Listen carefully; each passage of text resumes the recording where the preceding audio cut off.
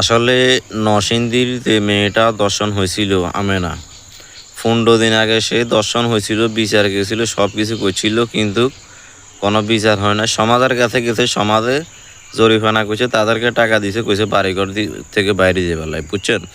তারপর যে আপনার 15 দিন পরে তাকে তার বাপের থেকে এনে গণধর্ষণ করে মেরে ফেলা হয়েছে। এতদিন আমাদের পুলিশ প্রশাসন কোথায় আসিল? তখন লগে লগে গ্রেপ্তার দেখান, লগে লগে আসামি আপনি চিহ্নিত করেন। এতদিন পুলিশ প্রশাসন কি গাদা খাইছে?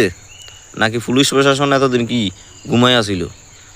এই সমাজ, এই পুলিশ প্রশাসন একমাত্র হয়েছে এটার দায়বা দিবে এখন।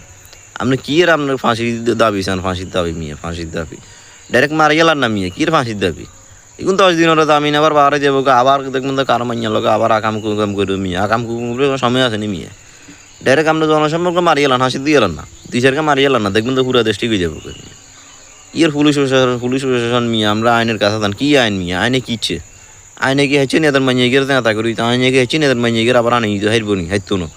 আইনে যদি আগে যদি সঠিক বিচারটা করতো, যদি এটা যদি গুরুত্ব দিত, তাহলে এতের মাইয়া এই আমেনা মাইয়াটা আজ যাওয়া তো কি জীবিত থাকতো, আমাকে মাঝে থাকতো। কলঙ্কিত জীবনটা করে দিয়েছে হিগুনে।